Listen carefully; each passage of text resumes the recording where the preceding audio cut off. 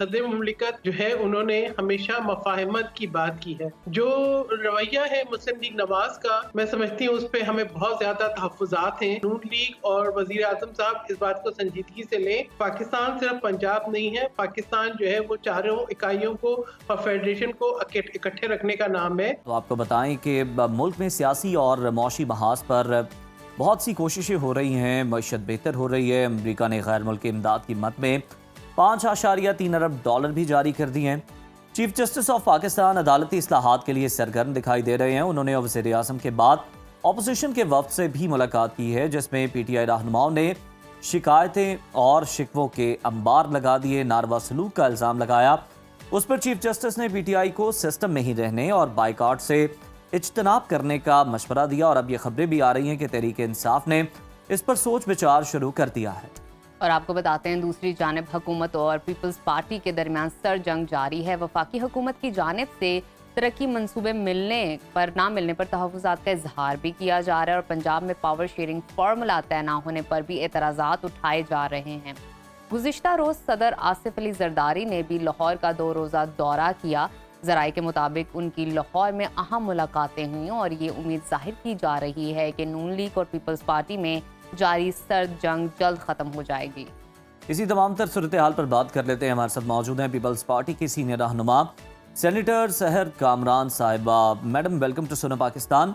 सबसे पहले तो हम आपसे ये जानना चाहेंगे कि सदर आसिफ अली जरदारी का लाहौर का 2 रोज़ा दौरा था, उनके इस दौरे के मकासद क्या थे और क्या पेशरफ्त हुई है, इस हवाले से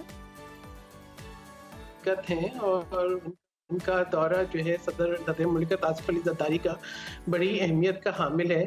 उन्होंने वहाँ पर जाके गवर्नर हाउस में उन्होंने मीटिंग्स भी की हैं, और उन्होंने ये भी बताया कि किस तरीके से उनका चाइना का जो दौरा था वो कितना कामयाब रहा। और मैं समझती हूँ कि उनकी मौजूदगी जो है वो फेडरेशन की अलामत है सदर मुमलिकत। और जब वो लाहौर जाते हैं तो फिर मैं समझती हूँ कि वो भी बड़ी अहमियत का हामिल होता है, क्योंकि पंजाब पाकिस्तान का ही सूबा है और सदर मुमलिकत की वहाँ पे आमद जो है वो काफ़ी अहमियत की हामिल है। बिल्कुल ठीक। हमें इस हवाले से भी आगाह कीजिएगा कि पीपल्स पार्टी और नून लीग के दरमियान ये जो सर जंग जारी है, मगर पिछले कई दिनों से पीपल्स पार्टी की जानिब से अचानक खामोशी छा गई है। क्या पीपल्स पार्टी के शबाज हुकूमत से तहफ़्फ़ुज़ात दूर हो गए हैं और पंजाब में पावर शेयरिंग फार्मूला तय पा गया है? मैं समझती हूँ अब आप सही बात पर आए कि सदर मुमलिकत जो है उन्होंने हमेशा मफाहमत की बात की है, और उनकी लाहौर में मौजूदगी भी इसलिए इम्पोर्टेंट थी कि वो मिले पंजाब की क़यादत से, पीपल्स पार्टी की, और ये देखें कि जो मामलात हैं उनपे क्या संगीनी है। जो रवैया है मुस्लिम लीग नवाज का, मैं समझती हूँ उस पर हमें बहुत ज़्यादा तहफ़्फ़ुज़ात हैं, क्योंकि ना सिर्फ ये कि पार्लियामान में हमें उनकी गैर संजीदगी नज़र आती है, बल्कि ख़ुसूसी तौर पे पंजाब के अंदर वो पीपल्स पार्टी को जो है जो एक उसका जायज़ मकाम है वो नहीं दे रहे, और ना ही जो है वो अहम तरीन मामलात के अंदर मशावरत को ज़रूरी समझते हैं। ख़ुसूसी तौर पे मैं ये कहूँगी कि अभी ये जो केनाल निकालने की बात है चोलिस्तान के लिए, ये काफ़ी तशवीश की बायस है। सूबा सिंध के अंदर सदर मुमलिकत जो है वो तर्जुमानी करते हैं पूरे पाकिस्तान की, और काउंसिल ऑफ कॉमन इंटरेस्ट की मीटिंग बुलाना बहुत ज़रूरी है। मैं समझती हूँ कि जो है अब वक्त आ गया है कि नून लीग और वज़ीर आज़म साहब इस बात को संजीदगी से लें कि पाकिस्तान सिर्फ पंजाब नहीं है, पाकिस्तान जो है वो चारों इकाइयों को और फेडरेशन को इकट्ठे रखने का नाम है, और उसको इकट्ठा रखना चाहिए है, क्योंकि सिंध में इस वक्त बड़ी तशवीश है। एक तो आप देखें बारिशें नहीं हुई, वैसे ही कहत साली की बात हो रही है, ऊपर से जो है अगर पानी का रुख चोलिस्तान को आबाद करने पे लग जाएगा तो सिंध की आबाद ज़मीन को बंजर करके अगर चोलिस्तान आबाद करेंगे तो मेरा ख्याल है कि इसके जो है कोई अच्छे और बेहतर नताइज नहीं निकलेंगे। कि आप कॉर्पोरेट फार्मिंग को तो प्रमोट करना चाहेंगे, लेकिन ये कि वो लोग जिनका जो है ब्रेड एंड बटर जो है एग्रीकल्चर से वाबस्ता है, उनके लिए आप ज़मीन सही। सेनेटर साहिबा, ये भी बताइएगा कि सदर आसिफ अली जरदारी साहब नो डाउट मफाहमत के एक्सपर्ट माने जाते हैं, बादशाह कहलाते हैं, मगर हुकूमत के इंतहाई अहम हामी होने के बावजूद वो सियासी इस्तेहकाम के लिए कोई भी किरदार अदा करने में बेबस क्यों है?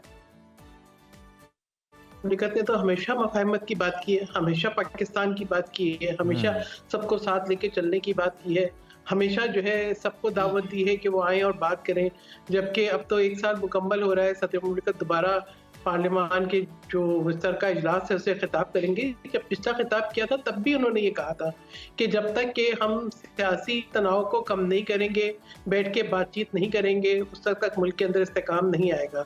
اب مسئلہ یہ ہے کہ خالی صدر مملکت کے دعوت دینے سے معاملات حل نہیں ہوتے، جو ہے سارے فریقوں کو مل کر بیٹھنا ہوگا اور یہ دیکھنا ہوگا کہ پاکستان کے لیے ہمیں جو ہے وہ ایک زبان ہونے کی ضرورت ہے، ہمیں جو ہے جو اختلافات ہیں ان پہ بات چیت کرنے کی ہے، ہمیں درستگی کی ضرورت ہے۔ اگر رویوں میں درستگی نہیں ہوگی، اگر ہم چاہیں گے ہی نہیں بات چیت کرنا، اب آپ یہ دیکھیں تحریک جو انصاف ہے اس کا تو حال یہ ہے کہ انصاف کہیں ہے اور تحریک کہیں ہے۔ وہ کہتے ہیں کہ جی ہم خط لکھیں تو ہمیں رہائی دے دو، تو یہ حالات ہیں۔ وہ کہتے ہیں ہم کسی سے بات چیت کرنا ہی نہیں چاہتے، وہ کہتے ہیں ہم صرف اسٹیبلشمنٹ کے خلاف جو ہے وہ کمپین چلاتے ہیں اور اسٹیبلشمنٹ سے ہی بات چیت کرنا چاہتے ہیں۔ تو پھر اس میں تو صدر مملکت کیا کریں؟ صدر مملکت کہہ سکتے ہیں، صدر مملکت جب فلسطین کے اوپر بھی جب کانفرنس ہو تو اس کو بلا سکتے ہیں، لیکن اب آگے یہ تو ہر فریق کے اوپر ڈیپینڈ کرتا ہے نا کہ وہ بات چیت کرنا بھی چاہتا ہے یا بات چیت نہیں کرنا۔ بالکل ٹھیک۔ سحر صاحبہ ہمیں یہ بھی بتائے گا، پیپلز پارٹی بلاول بھٹو کو وزیر اعظم بنانے کے لیے کوشش کر رہی ہے، اس حوالے سے بیانات بھی سامنے آ رہے ہیں۔ بلاول بھٹو کو وزیر اعظم بنانے کے لیے نئے الیکشن ہوں گے یا ان ہاؤس تبدیلی سامنے آئے گی؟ ہمیں پیپلز پارٹی بہت وضاحت کے ساتھ بتا چکی ہے کہ اگر پیپلز پارٹی کے پاس نمبر ہوتے، ہمارے پاس جو ہے اتنی نشستیں ہوتی قومی اسمبلی میں، تو ہمارے پرائم منسٹر کے امیدوار صرف بلاول بھٹو زرداری تھے۔